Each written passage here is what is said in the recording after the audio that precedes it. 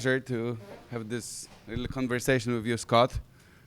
We met first time in person today, but I know you are involved in the freedom thought for a pretty long time, and you are in the technology sector in IT, and today's event, Technology and Freedom, especially happening in Bay Area in San Francisco, it couldn't happen without you. So I'm really honored to have this opportunity to talk. I know that you started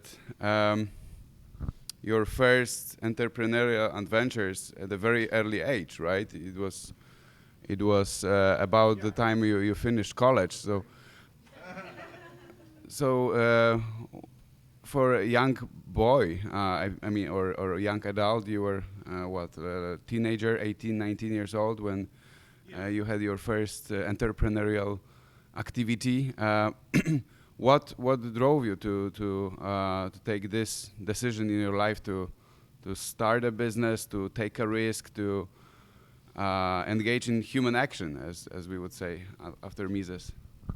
Sure. I went to the University of Illinois at Urbana-Champaign. I was studying computer science, and when I got there, it was actually my first opportunity to use a graphical web browser, because at home I had an older PC, and so I was using the Lynx text browser. And so that was sort of a revelation. And actually, it started out as a business. I actually just came up with an idea for a website and a website marketing tool.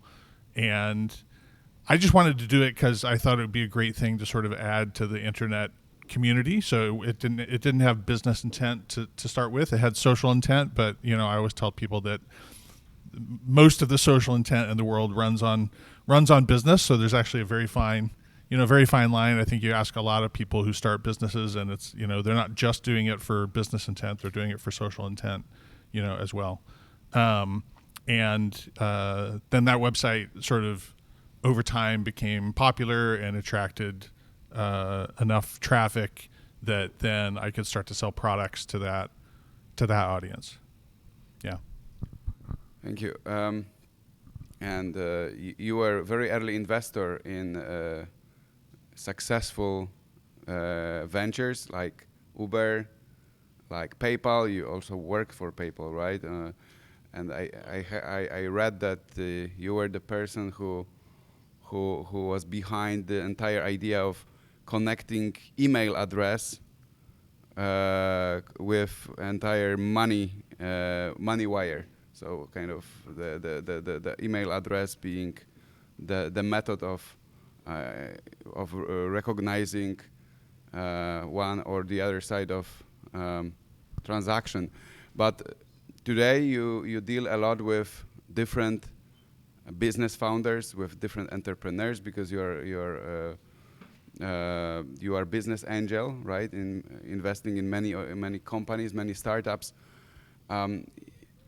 What is the indicator? What is this most important factor that you see when you meet a founder or entrepreneur that makes you think that this business can work? Is there a single indicator that we can name that it increases chances for a success of a company? Yeah, I mean, sort of generically speaking, I always say that it's the people and the market and the traction, such as it is. Even the traction might just be a demonstration product or something like that. Later on, that becomes revenue or traffic or something like that.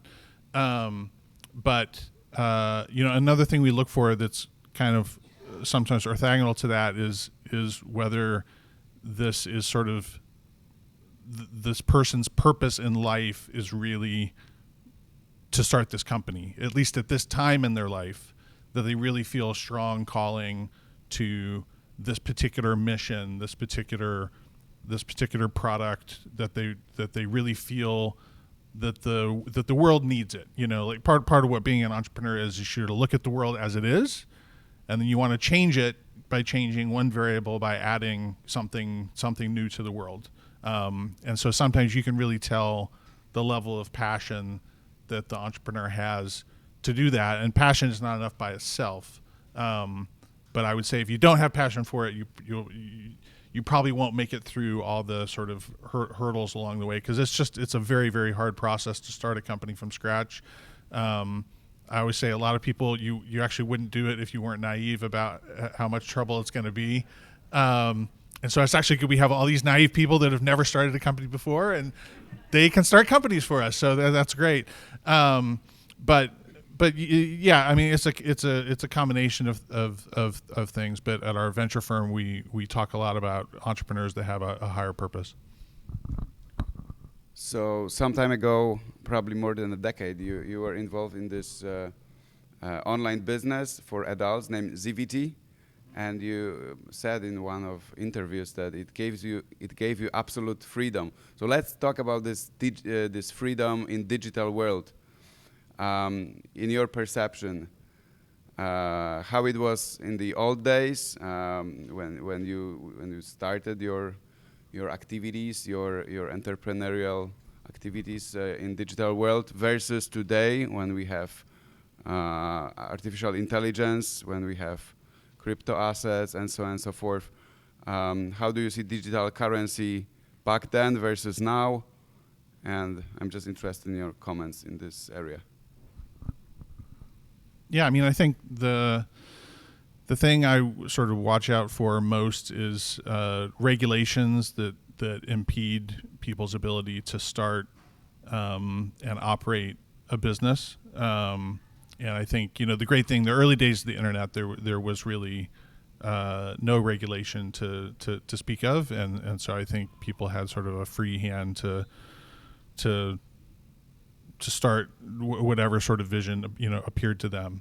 I think recently there's been some laws passed in California related to AI that I think we're going to probably find out in the longer run have some bad sort of unintended side effects. That's usually what happens with regulations, is that people don't understand what the side effects will be until after the fact, and then they're very difficult to roll back once they're there. There's bureaucrats whose jobs sort of rely upon those regulations, being there, and they're usually not that excited to give those jobs up.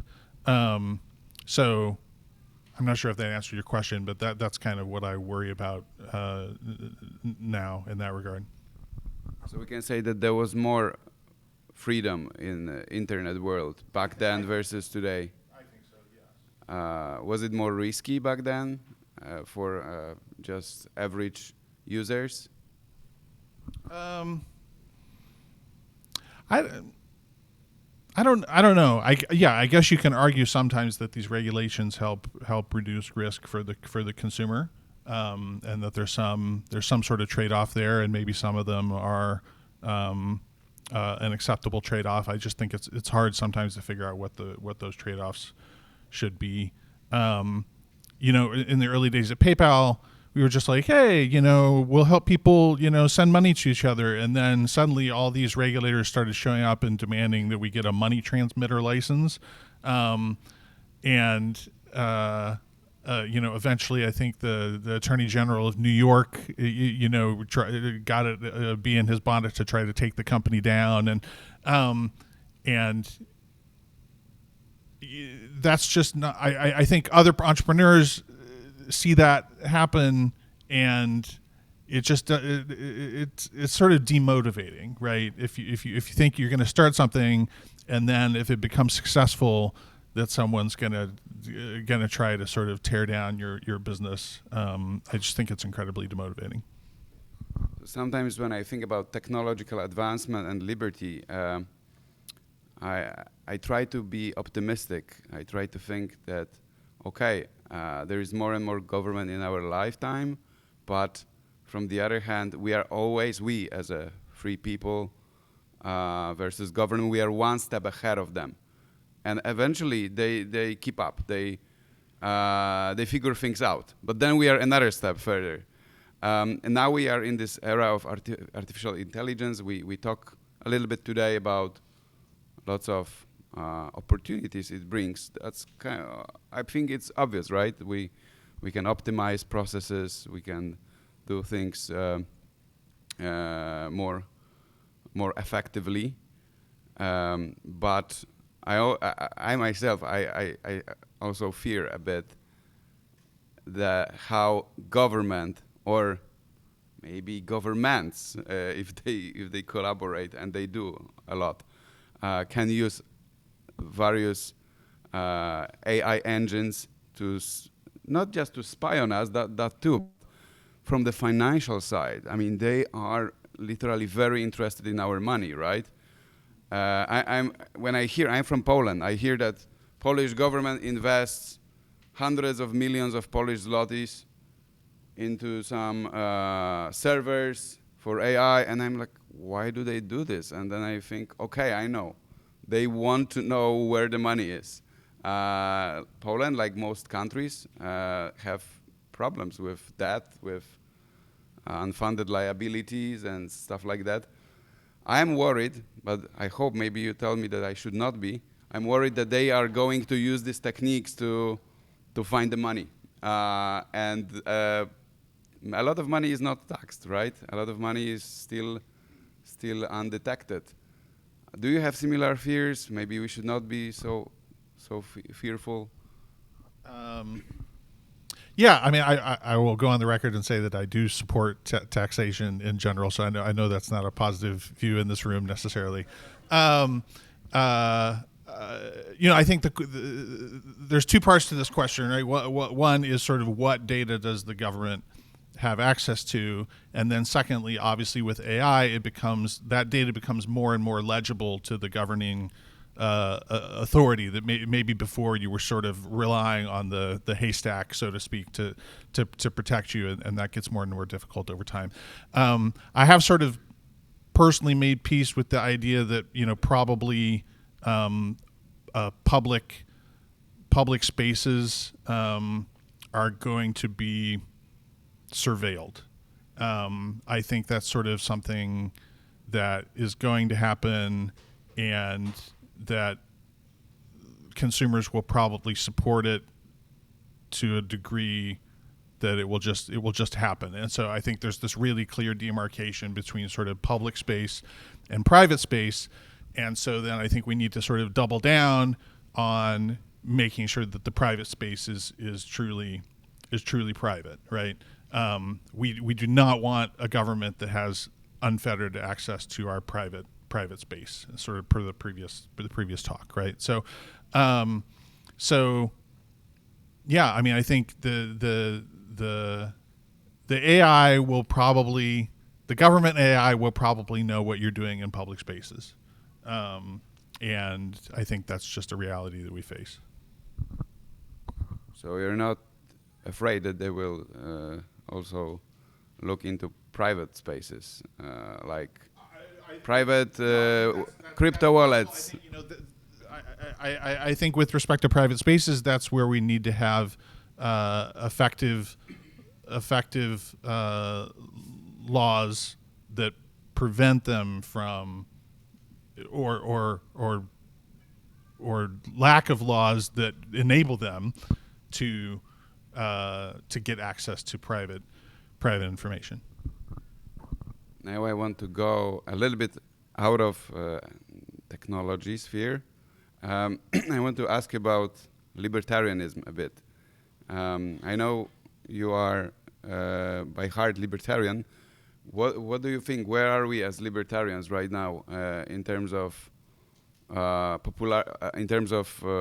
presence of our ideas in the society, in the American society, and maybe any comments about current political situation in your country? Sure. I mean, first, a shout out to Argentina. They're doing a great job right now, I think.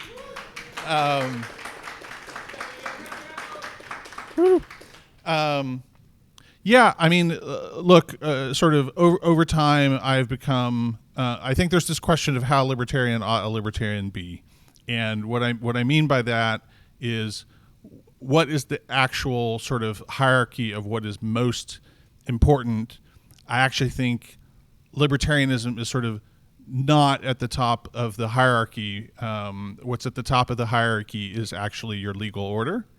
And so I think it makes a lot of sense for libertarians to make common cause with other people that also believe in a legal order that has largely libertarian results. But when the chips are down and you have to support either the legal order or trying to get some libertarian result outside the legal order, you support the legal order, right? And so I think sort of the pinnacle of that, let's say, is sort of the United States Supreme Court, right? And over time, I kind of became less and less of a fan of Anthony Kennedy because sometimes it seemed that he sort of wanted to achieve libertarian results while sort of violating the legal order. And so I've become sort of more and more over time a supporter of the legal order first, and I'm a libertarian second, if that makes sense. It makes sense. I think it's good time to open floor, as they say, to our dear audience. So we'll take a few questions. Maria, if you can handle this. Thank you. I'd love you to expand upon the idea of private versus public spaces, because I feel like we've taken for granted for a long time that there are only so many policemen. And so there's a certain amount of privacy we could expect in public places. But now that we have outsourced that to technology, and it's not even technology that governments are allowed to set up, they've sort of contracted it out and they have partnerships for data. How do we exist in this world with freedom of movement, freedom of association, all of that, now that we have like police on every corner, when just like a camera or other kind of tracking devices? Yeah, I think like I said, I think I've sort of made peace with this idea of the public AI policeman. I think that voters are going to choose to have that because they're going to perceive that that's a more safe situation. And I think then there are questions about what does that mean? What does the public AI policeman have access to, right? So, probably it has access to, if the government puts up a camera somewhere, then the AI policeman has access to whatever happens on that camera. Now, can they put up cameras inside your house? Well, no, they should not be able to do that, right? So there's sort of a bright line. I think there's questions about, your cell phone is privately interacting with a radio tower and with a cell phone provider. Should the AI policeman be able to know that? No, because that's an encrypted transaction that, sort of, if you imagine that the AI policeman is just sort of cameras everywhere, if that makes sense, then things that cannot be determined by this everywhere camera then are essentially private, if that makes sense.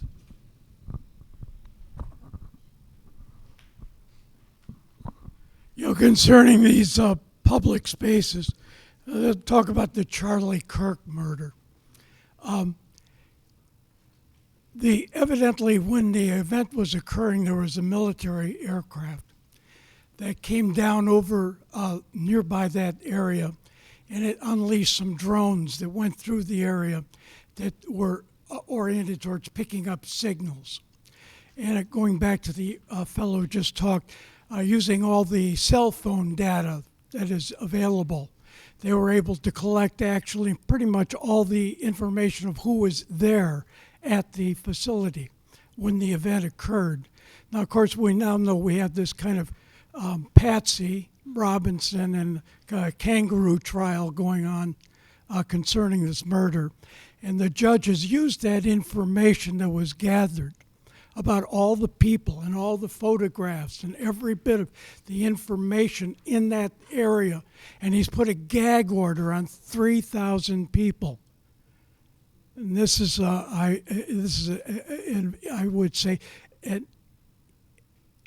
certainly an abatement of the opportunity of discovery for Robinson's, whoever he gets as a defense attorney, to actually find out what might actually have occurred. But the judge is using this information from this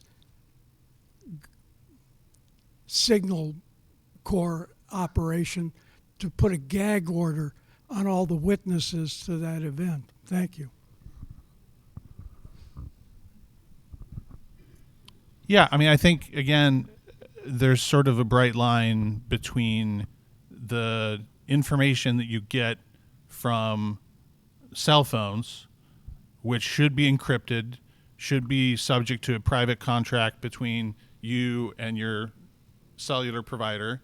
And the government honestly just should not be able to get that. I would have to think through in what situation they would be able to get use a warrant to get that, but certainly not in a warrantless way to just go scoop up data about 3,000 cell phones.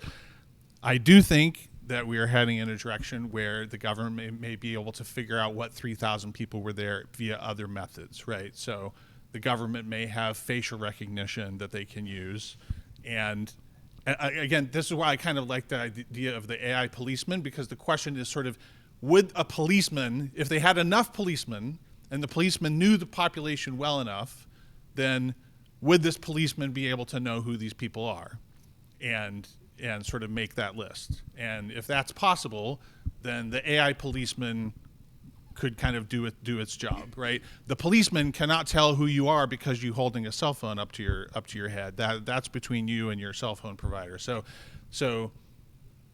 if that makes sense, I see there's sort of a line there between what a policeman can do and what sort of signals intelligence can do. And I think the signals intelligence is where we need to put a lot of effort into sort of reclaiming our privacy, because that's in a pretty bad shape right now.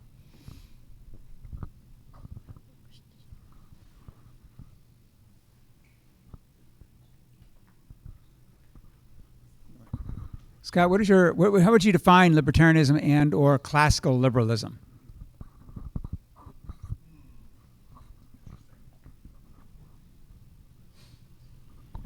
I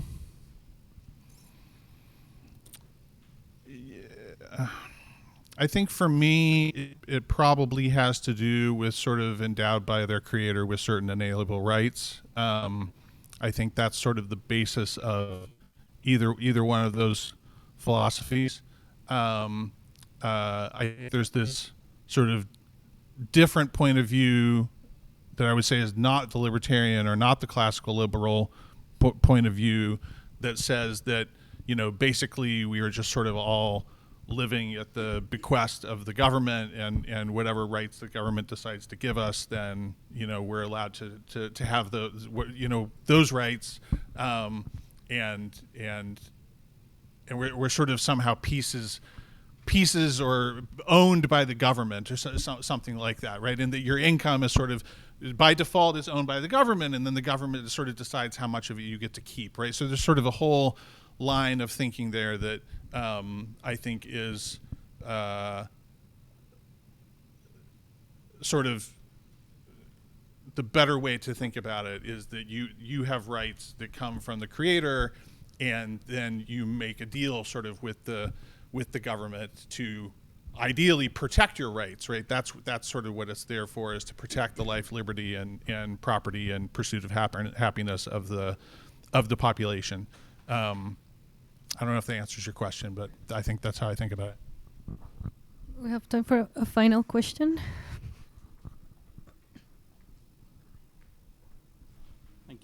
Thank you. So the question I had really was about the legal order you mentioned. So when you say that you prioritize maintaining the legal order, what values or principles does that commitment represent to you?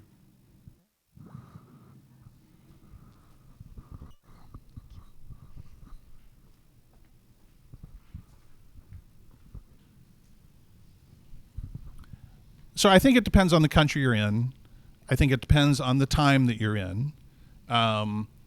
If we're talking about sort of pre-Civil War United States, then I might say that, I support the Constitution except for the slavery stuff, and I'm opposed to that, and it has to be gotten rid of, sort of by force if necessary, right?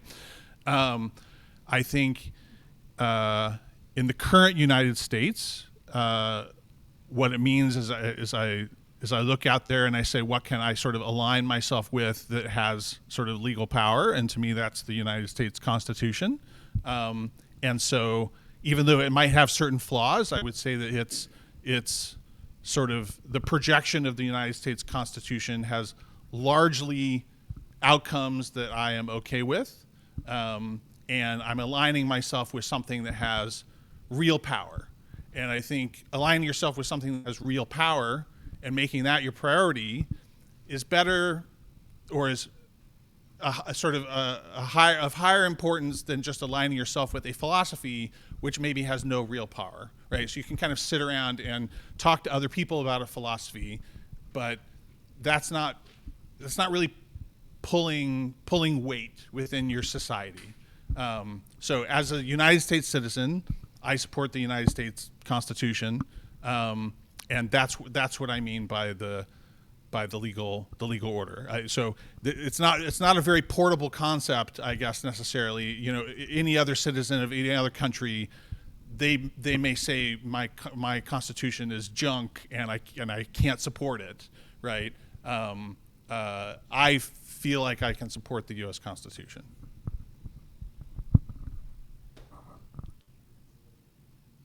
I want to have one more question, very short, privilege of interlocutor. You live in California, especially in Bay Area, that is known for being very, very blue, which means Americans, you know what it means, but for non-Americans, meaning very much democratic leaning, even socialist. Have you ever thought about leaving this place because of these taxes, these regulations, and this political climate, or maybe not? Maybe it's not that bad in the end. Yeah, I mean, my chosen profession is to support entrepreneurs in building great companies. I find that being in the Bay Area is the best place from which I can do that. It has a lot of the entrepreneurship happens here. A lot of the private venture equity activity goes on here. And it is in the United States, and I love the United States. And so if sometimes I don't like California, I guess I just more align myself with the United States as opposed to California particularly. And that makes me feel more comfortable, I guess. If California was a country, I might have to leave it. Luckily it is not. Thank you so much, Scott.